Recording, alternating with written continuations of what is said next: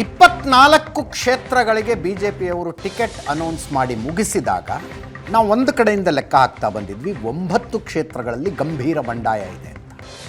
9 ಕ್ಷೇತ್ರಗಳಲ್ಲಿ ಗಂಭೀರವಾದ ಬಂಡಾಯ ಕಾಣಿಸ್ತಾ ಇತ್ತು. ಬಿಜೆಪಿಯವರು ಒಂದೊಂದೇ ಕ್ಷೇತ್ರಗಳ ಬಂಡಾಯವನ್ನು ಶಮನ ಮಾಡ್ತಾ ಬಂದರು. ಎಷ್ಟರ ಮಟ್ಟಿಗೆ ಶಮನ ಮಾಡುವುದರಲ್ಲಿ ಯಶಸ್ವಿಯಾಗಿದ್ದರು ಅಂತ ಕರೆಕ್ಟಾಗಿ ಗೊತ್ತಾಗದೆ ರಿಸಲ್ಟ್ ಬಂದ ಮೇಲೆ ಒಳ ಏಟುಗಳು ಹೆಂಗೆ ಬೀಳ್ತಾವೆ ಹೇಳೋದಕ್ಕೆ ಬರೋದಿಲ್ಲ. ಆದರೆ ಮೇಲ್ನೋಟಕ್ಕಾದರೂ ಬಂಡಾಯ ಶಮನಗೊಂಡಿದೆ, ಬಹಿರಂಗವಾಗಿ ಮಾತನಾಡೋದನ್ನು ನಿಲ್ಲಿಸಿದ್ದಾರೆ, ಬಂಡಾಯ ನಾಯಕರುಗಳ ಬಾಡಿ ಲ್ಯಾಂಗ್ವೇಜ್ನಲ್ಲಿ ವ್ಯತ್ಯಾಸ ಕಾಣಿಸ್ತಾ ಇದೆ, ಈ ರೀತಿಯಾದದ್ದು ಗೊತ್ತಾಗ್ತಾ ಇತ್ತು. ಕೆಲವು ಬಂಡಾಯಗಳು ರಾಜ್ಯ ನಾಯಕರನ್ನು ಮೀರಿದಂಥವಾಗಿದ್ದವು. ಯಡಿಯೂರಪ್ಪ, ವಿಜಯೇಂದ್ರ, ಆರ್ ಅಶೋಕ್, ಬಸವರಾಜ ಬೊಮ್ಮಾಯಿ ಅವರು, ಪ್ರಹ್ಲಾದ್ ಜೋಶಿ ಅವರು ಬಕ್ ಮಾಡಬಹುದಾದ ಬಂಡಾಯಗಳಾಗಿರಲಿಲ್ಲ. ಕೆಲವು ಬಂಡಾಯಗಳು ಯಡಿಯೂರಪ್ಪನವರು ಬೇರೆ ಬೇರೆ ಬಿಜೆಪಿ ಅಭ್ಯರ್ಥಿಗಳಿಗಿದ್ದ ತಲೆನೋವನ್ನು ಬಗೆಹರಿಸ್ತಾ ಬಂದರು. ಆದರೆ ತಮ್ಮದೇ ಕ್ಷೇತ್ರದಲ್ಲಿ ತಮ್ಮದೇ ಮಗನಿಗಿದ್ದ ತಲೆನೋವನ್ನು ಬಗೆಹರಿಸೋದಕ್ಕೆ ಅವ್ರಿಗಾಗಿರಲಿಲ್ಲ. ಈಶ್ವರಪ್ಪನವರ ಬಂಡಾಯ ಅಂತಿಮವಾಗಿ ಸ್ವತಃ ಅಮಿತ್ ಶಾ ಮಧ್ಯಪ್ರವೇಶ ಮಾಡಬೇಕಾಗಿ ಬಂತು. ನಿನ್ನೆ ಅಮಿತ್ ಶಾ ಈಶ್ವರಪ್ಪನವರನ್ನ ಫೋನ್ ಮಾಡಿ ಮಾತಾಡಿಸಿದ್ರು. ದೆಹಲಿಗೆ ಬನ್ನಿ ಮಾತಾಡೋದಕ್ಕಿದೆ ಅಂದ್ರು. ಯಾರ ಮನವಿಗೂ ಸ್ಪಂದಿಸದ ಈಶ್ವರಪ್ಪನವರು ದೆಹಲಿಗೆ ಹೊರಟು ನಿಂತಿದ್ದಾರೆ.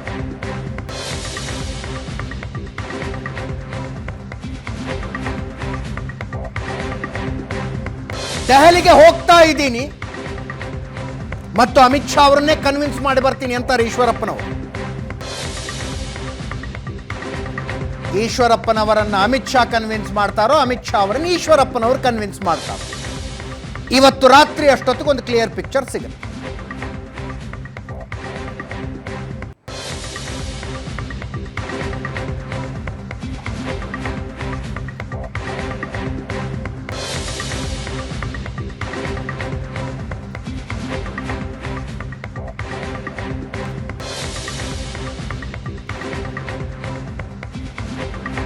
ಕಳೆದ ವಿಧಾನಸಭಾ ಚುನಾವಣೆಯಲ್ಲಿ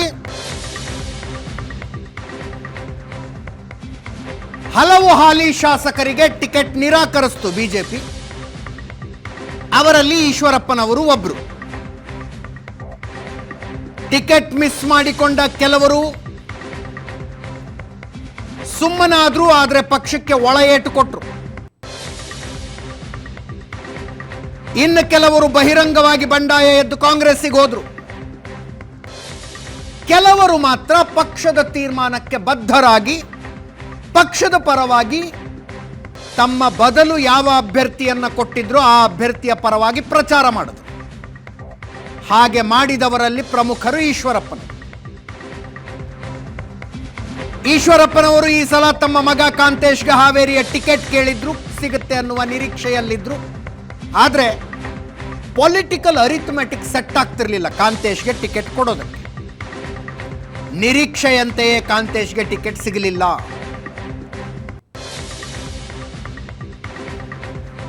ಆಗ ಬಂಡಾಯ ಎದ್ರು ಈಶ್ವರಪ್ಪನ.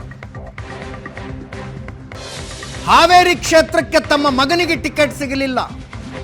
ಹಾವೇರಿಯನ್ನ ಬಿಟ್ಟು ಶಿವಮೊಗ್ಗಕ್ಕೆ ಅಟಕಾಯಿಸ್ತಾರೆ. ಪಕ್ಷೇತರನಾಗಿ ಸ್ಪರ್ಧೆ ಮಾಡ್ತೀನಿ ನಾನು. ಆಕ್ರೋಶ ನೇರ ಯಡಿಯೂರಪ್ಪನವರ ವಿರುದ್ಧವೇ ಇತ್ತು.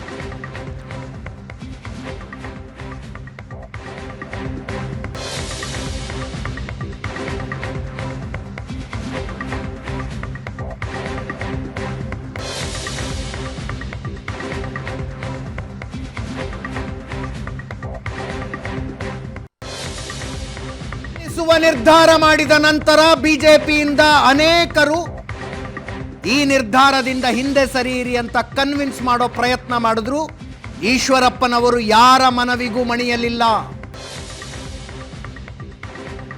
ಅಂತಿಮವಾಗಿ ಅಮಿತ್ ಶಾ ಫೋನ್ ಮಾಡಿ ಮಾತಾಡಿದ್ದಾರೆ, ಭೇಟಿಗೆ ಬರುವುದಕ್ಕೆ ಒಪ್ಪಿಕೊಂಡಿದ್ದಾರೆ.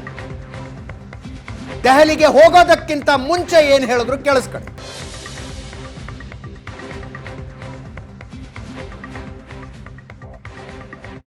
ಇವತ್ತು ರಾತ್ರಿನೇ ನಮ್ಮ ಮನೆಗೆ ಬರಬೇಕು ಅನ್ನೋಂಥ ಅಂಶ ಅವರು ತಿಳಿಸಿದ್ದಾರೆ. ರಾತ್ರಿನೇ ಅವ್ರನ್ನ ಭೇಟಿ ಮಾಡಲಿದ್ದೇನೆ. ಅಪ್ಪ ಮಕ್ಕಳ ಕೈಯಿಂದ ಈ ಪಕ್ಷ ಮುಕ್ತವಾಗಬೇಕು. ಮೂರನೇದು, ಎಲ್ಲ ಹಿಂದುತ್ವವಾದಿಗಳು, ಸಿ ಟಿ ರವಿ ಇರ್ಬೋದು, ಬಸವನಗೌಡ ಪಾಟೀಲ್ ಯತ್ನಾಳ್ ಇರ್ಬೋದು, ಪ್ರತಾಪ್ ಸಿಂಹ ಇರ್ಬೋದು, ಸದಾನಂದ ಗೌಡ ಇರ್ಬೋದು, ಅನಂತಕುಮಾರ್ ಹೆಗಡೆ ಇರ್ಬೋದು, ಇವರೆಲ್ಲರೂ ಕೂಡ ಪಕ್ಕಕ್ಕೆ ಸರಿಸಾಗಿದೆ. ಹಿಂದುತ್ವವಾದಿಗಳನ್ನು ಯಾಕೆ ಪಕ್ಕಕ್ಕೆ ಸರಿಸ್ಯಾರೋ ನನಗಂತೂ ಗೊತ್ತಿಲ್ಲ. ಎಲ್ಲ ಅಂಶವನ್ನು ಕೂಡ ನಾನು ಅಮಿತ್ ಶಾ ಅವ್ರ ಹತ್ರ ಮಾತಾಡ್ತೇನೆ. ಬೇರೆ ಕಡೆ ಮನಸ್ಸು ಹೊಲಿಸೋದಕ್ಕೂ ಶಿವಮೊಗ್ಗಕ್ಕೂ ವ್ಯತ್ಯಾಸ ಇದೆ. ಒತ್ತಡದಿಂದ ಮಾಡಿರಬಹುದು, ನನಗೆ ಗೊತ್ತಿಲ್ಲ. ಯಾಕೆಂದರೆ ಅಮಿತ್ ಶಾ ಅವ್ರ ಹತ್ರ ಹೋಗಿ ರಿಕ್ವೆಸ್ಟ್ ಮಾಡಿಕೊಂಡು ಶಿವಮೊಗ್ಗ ಲೋಕಸಭಾ ಕ್ಷೇತ್ರವನ್ನು ರಾಘವೇಂದ್ರ ಸೋತೋಗ್ತಾನೆ, ದಯವಿಟ್ಟು ಈಶ್ವರಪ್ಪನವ್ರ ಹತ್ರ ಮಾತಾಡಿ ಅನ್ನೋಂಥ ಮಾತು ಹೇಳಿರಬಹುದು. ಹಾಗಾಗಿ ಅಮಿತ್ ಶಾ ಮಾತಾಡಿದ್ದು ನನಗೇನು ಡೀಟೇಲ್ ಗೊತ್ತಿಲ್ಲ. ದೊಡ್ಡವರಿಗೆ ಗೌರವ ಕೊಡೋಂಥ ಪದ್ಧತಿ ನಮ್ಮ ಸಂಸ್ಕೃತಿ. ಹಾಗಾಗಿ ನಾನು ಹೋಗ್ತಾ ಇದ್ದೇನೆ, ಹೋಗಿ ಅವ್ರು ಭೇಟಿ ಮಾಡ್ತೇನೆ, ನಮ್ಮಿರೋ ವಿಚಾರ ಅಷ್ಟು ತಿಳಿಸ್ತೇನೆ. ಅವ್ರು ಖಂಡಿತ ಕನ್ವಿನ್ಸ್ ಆಗ್ತಾರೆ ಅಂತ ನಾನು ಭಾವಿಸ್ತೇನೆ. ವಿಶ್ವಾಸ ಇದೆ, 100ಕ್ಕೂ ನಾವು ಗೆಲ್ತೇವೆ, ಈ ನಂಬಿಕೆ ನನಗಿದೆ. ನನಗೆ ಬರೀ ಚುನಾವಣೆ ಟಿಕೆಟ್ ಸಿಕ್ಕಿಲ್ಲ ಅನ್ನೋದಷ್ಟೇ ಅಲ್ಲ, ಪಕ್ಷದ ಶುದ್ಧೀಕರಣ ಆಗಬೇಕು, ಹಿಂದುತ್ವವಾದಿಗಳಿಗೆ ನ್ಯಾಯ ಸಿಗಬೇಕು. ಇಡೀ ರಾಜ್ಯದಲ್ಲಿರೋಂಥ ನೊಂದ ನಮ್ಮ ಕಾರ್ಯಕರ್ತರು ಎಲ್ಲರೂ ನನಗೆ ಫೋನ್ ಮಾಡಿ ಹೇಳ್ತಿದ್ದಾರೆ, ನೀವು ತೊಗೊಂಡಿರೋಂಥ ಯಾವ ಉದ್ದೇಶಕ್ಕೆ ಚುನಾವಣೆ ನಿಲ್ತಾ ಇದ್ದಾರೆ ಇದು ಸರಿ ಇದೆ, ಯಾವ ಕಾರಣಕ್ಕೂ ಹಿಂಸರ್ಕೋಬೇಡಿ ಎಲ್ಲರೂ ಹೇಳ್ತಾ ಇದ್ದಾರೆ. ಅವರು ಪ್ರಯತ್ನ ಮಾಡ್ತಾರೆ, ನಾನು ಅವ್ರ ಮನಸ್ಸೊಲಿಸೋ ಪ್ರಯತ್ನ ಮಾಡ್ತೇನೆ. ಯಾವ ಉದ್ದೇಶಕ್ಕೆ ನಾನು ನಿಲ್ತಾ ಇದ್ದೀನಿ, ತಪ್ಪು ಸರಿನೋ ನೀವೇ ಹೇಳಿ ಅಂತ ನಾನು ಅವ್ರಿಗೆ ಹೇಳ್ತೀನಿ. ಮತ್ತೊಮ್ಮೆ ನನ್ನ ಕೊಲಿಗೆ ಪ್ರಶಾಂತ್ ನಾಥ್ ಜಾಯ್ನ್ ಆಗಿದ್ದಾರೆ. Prashanth, quickly 2 minutes. ಈಶ್ವರಪ್ಪನವರು ಅಮಿತ್ ಶಾ ಅವ್ರ ಮನೆಯಿಂದ ಹೊರಗೆ ಬರ್ತಾರೆ, ಏನನ್ನು ಹೇಳ್ತಾರೆ, ಏನನ್ನು ಹೇಳಬಹುದು ನಿಮ್ಮ ನಿರೀಕ್ಷೆ? ಅಜಿತ್, ಒಂದು ಈ ಪಾರ್ಟಿ ರೌಂಡ್ ಶುರು ಆಗೋದಕ್ಕಿಂತ ಮುಂಚೆ ನಾನು ಈಶ್ವರಪ್ಪನವ್ರ ಜೊತೆ ಮಾತಾಡಿದೆ. ಓಕೆ. ಅವರು ಇದು ಫ್ಲೈಟ್ ಹತ್ತಾ ಇದ್ದರು. ಅವ್ರನ್ನ ನಾನು ಕೇಳಿದೆ, ನೀವು ಹಿಂದೆ ತೆಗೆದುಕೊಳ್ತೀರಾ ಅಂತಂದಾಗ ಯಾವುದೇ ಕಾರಣಕ್ಕೂ ಅವರ ಸ್ಟೈಲಲ್ಲೇ ಹೇಳ್ಬಿಡ್ತೀನಿ, 100ಕ್ಕೆ 100 ನಾನು ಹಿಂದೆ ತೆಗೆದುಕೊಳ್ಳಲ್ಲ. ಈಗ ನಾನು ಹಿಂದೆ ತೆಗೆದುಕೊಳ್ಳೋಕೆ ಸಾಧ್ಯ ಇಲ್ಲ ಅನ್ನೋದನ್ನು ನಿನ್ನೆ ಅಮಿತ್ ಶಾ ಅವ್ರಿಗೆ ಸ್ಪಷ್ಟ ಮಾಡಿಬಿಟ್ಟಿದ್ದೀನಿ. ಅವ್ರು ಫೋನ್ ಮಾಡಿದಾಗ ಕೇಳಿದ್ರು, ಇಷ್ಟು ಸೀನಿಯರ್ ಇದ್ದೀರಿ, ನೀವೇ ಬಂಡಾಯ ಇದ್ದರೆ ಹೇಗೆ ಅಂತ. ನಾನೆಲ್ಲವನ್ನು ವಿವರಿಸಿದ್ದೀನಿ. ನಂತರ ಅವ್ರಿಗೆ ಹೇಳಿದ್ದೀನಿ, ಹಿಂದುತ್ವವಾದಿಗಳನ್ನು ನಿರ್ಲಕ್ಷ್ಯ ಮಾಡಲಾಗ್ತಾ ಇದೆ. ಪ್ರತಾಪ್ ಸಿಂಹ, ಕಟೀಲು, ಅನಂತಕುಮಾರ್ ಹೆಗಡೆ, ಸಿ ಟಿ ರವಿ ನನಗೆ ಸೀಟ್ ಕೊಟ್ಟಿಲ್ಲ. ನಾನು ಯಾವುದೇ ಕಾರಣಕ್ಕೂ ಹಿಂದೆ ತೆಗೆದುಕೊಳ್ಳುವ ಮನಸ್ಥಿತಿಯಲ್ಲಿ ಇಲ್ಲ ಅಂತ. ನಾನು ಅವ್ರಿಗೆ ಮರು ಪ್ರಶ್ನೆ ಕೇಳಿದೆ, ಹಾಗಿದ್ರೆ ಹೋಗಿದ್ದೆ ಯಾಕೆ ದಿಲ್ಲಿಗೆ ಅಂತಕ್ಕಂಥದ್ದನ್ನು. ಹೋಗ್ತಾ ಇದ್ದೀರಿ ಯಾಕೆ? ಯಾಕೆ ಹೋಗ್ತಾ ಇದ್ದೀರಿ ಅನ್ನೋದನ್ನು ಕೇಳಿದಾಗ ಅವರು ನಕ್ಕರು ಅಷ್ಟೇ, ಬೇರೆ ಉತ್ತರವನ್ನು ಕೊಡಲಿಲ್ಲ. ಆದರೆ ನನಗನ್ಸುತ್ತೆ ಅಜಿತ್, ಒಂದು ವೇಳೆ ಅಂದರೆ ನಾನು ಪೊಲಿಟಿಕಲಿ ಯೋಚನೆ ಮಾಡ್ತಿರ್ತಕ್ಕಂಥದ್ದು, ಇವತ್ತಿನ ಸಭೆಯಲ್ಲಿ ಸಂಧಾನ ಆದರೆ ಈಶ್ವರಪ್ಪನವ್ರಿಗೂ ಬಿ ಜೆ ಪಿಗೂ ಒಂದು ಸಂಬಂಧ ಉಳಿಯುತ್ತೆ. ಎಸ್. ಇವತ್ತಿನ ಸಭೆಯಲ್ಲಿ ಸಂಧಾನ ಆಗದೇ ಇದ್ದರೆ ಈಶ್ವರಪ್ಪನವ್ರಿಗೂ ಬಿ ಜೆ ಪಿಗೂ ಸಂಬಂಧಗಳು ಇಲ್ಲಿಂದ ಹಳಸೋಗ್ತವೆ. ಆ ಕಾರಣ ಅದರ ಜೊತೆಗೆ ಈಶ್ವರಪ್ಪನವರ ಪುತ್ರನ ಭವಿಷ್ಯ ಏನು ಅನ್ನೋದು ಪರ್ಮನೆಂಟ್ ಕ್ವಶನ್ ಮಾರ್ಕ್ ಆಗುತ್ತೆ. ಅಲ್ಲ, ಭವಿಷ್ಯ ಇರಬಹುದೇನೋ, ಆದರೆ ಬಿ ಜೆ ಪಿಯಲ್ಲಿ ಭವಿಷ್ಯ ಇರುತ್ತಾ ಅಂತಕ್ಕಂಥದ್ದು ಒಂದು ಪ್ರಶ್ನಾರ್ಥಕ ಚಿಹ್ನೆ ಆಗುತ್ತೆ. ಆ ಕಾರಣದಿಂದ ಈಗ ಅವರು ಯಾಕೆ ಹೋದರು, ಒಂದು ವೇಳೆ ಪಕ್ಷೇತರರಾಗಿ ನಿಲ್ಲೋದೇ ಆದಲ್ಲಿ ಉಳಿದದ್ದೆಲ್ಲ ಅಂಶಗಳು ಗೊತ್ತಿರೋದೆ. ಮತ್ತು ಈಗ ರಾಜ್ಯಾಧ್ಯಕ್ಷರ ಬದಲಾವಣೆಯನ್ನೇನು ಹೈಕಮಾಂಡ್ ಮಾಡೋಲ್ಲ ಅಂತಕ್ಕಂಥದ್ದು ಈಶ್ವರಪ್ಪನವ್ರಿಗೂ ಕೂಡ ಗೊತ್ತಿದೆ. ಹಾಗಿದ್ದಲ್ಲಿ ಯಾಕೆ ಹೋದರು ಅಂತಕ್ಕಂಥದ್ದು ಪ್ರಶ್ನೆ.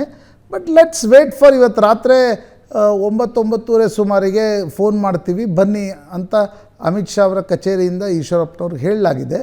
ಪ್ರಾಯಶಃ ಇವತ್ತು ರಾತ್ರಿ ಮಧ್ಯರಾತ್ರಿಯ ಹೊತ್ತಿಗೆ ಈಶ್ವರಪ್ಪನವರು ಪಕ್ಷೇತರರಾಗಿ ನಿಲ್ತಾರಾ, ನಿಲ್ಲಲ್ವಾ, ಬಿ ಜೆ ಪಿ ಹೈಕಮಾಂಡ್ ಅವ್ರಿಗೇನು ಆಶ್ವಾಸನೆ ಕೊಡುತ್ತೆ, ಇವೆಲ್ಲ ಅಂಶಗಳು ನಿರ್ಧಾರ ಆಗ್ತಾವೆ. ಅಂದರೆ ಒಂದು ನನಗನ್ಸೋದು ಅಜಿತ್, ಹೈಯರ್ ಅಪ್ಸ್ಗೆ ಹೋದಾಗ ಅಂದರೆ ಮೋದಿ ಮತ್ತು ಶಾರ ಭೇಟಿಗೆ ಹೋಗಿ ನಾನು ಪಕ್ಷೇತರರಾಗಿ ನಿಲ್ತೀನಿ ಅನ್ನೋದು ಹೇಳೋದೇ ಆಗಿದ್ದರೆ ಈಶ್ವರಪ್ಪನವ್ರು ದಿಲ್ಲಿಗೆ ಹೋಗೋ ಅವಶ್ಯಕತೆ ಇರಲಿಲ್ಲ.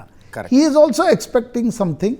ಅದನ್ನು ಹೈಕಮಾಂಡ್ ಕೊಡುತ್ತಾ ಅಂತಕ್ಕಂಥದ್ದು ಇವತ್ತು ರಾತ್ರಿ ಸ್ಪಷ್ಟವಾಗಿ ಗೊತ್ತಾಗಲಿದೆ. ಓಕೆ. ನನ್ನ ನಿರೀಕ್ಷೆ, ಹೊರಗೆ ಬಂದು ಅವ್ರು ಹೇಳ್ತಾರೆ, ಅಮಿತ್ ಶಾ ಅವರು ಮನವಿ ಮಾಡಿಕೊಂಡಿದ್ದಾರೆ, ಶಿವಮೊಗ್ಗಕ್ಕೆ ಹೋಗಿ ಬೆಂಬಲಿಗರ ಅಭಿಪ್ರಾಯ ಪಡೆದು ನಿರ್ಧಾರ ತಿಳಿಸ್ತೀನಿ ಅಂತ ಹೇಳಿದ್ದೀನಿ ಅಂತಂದು ವಾಪಸ್ ಶಿವಮೊಗ್ಗಕ್ಕೆ ಬರ್ತಾರೆ ಅಂತ ನನಗನ್ಸುತ್ತೆ. ನೋಡೋಣ ಏನಾಗುತ್ತೆ. ಒಂದು ಸಣ್ಣ ಬ್ರೇಕ್ ತೆಗೆದುಕೊಳ್ತೀನಿ. ಕುಮಾರಸ್ವಾಮಿ ಅವರು ಮಂಡ್ಯಕ್ಕೆ ಬಂದಿದ್ದಾರೆ. ಕೆಳಗಡೆ ನೋಡ್ತಾ ಇದ್ದಾರೆ, ದಿವಂಗತ ಪುಟ್ಟಣ್ಣಯ್ಯನವರ ಸಮಾಧಿಗೆ ಪೂಜೆ ಸಲ್ಲಿಸಿದ್ರು ಅಂತ ಅಪ್ಡೇಟ್ ಕೊಡ್ತೀನಿ ಒಂದು ಸಣ್ಣ ಬ್ರೇಕ್ ಆದಮೇಲೆ.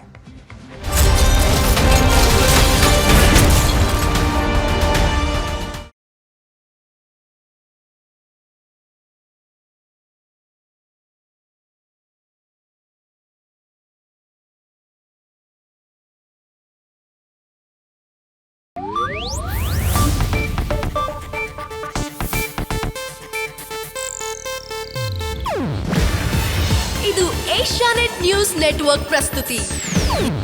ನೀವು ನೋಡ್ತಿದ್ದೀರಾ ಏಷ್ಯಾನೆಟ್ ಸುವರ್ಣ ನ್ಯೂಸ್.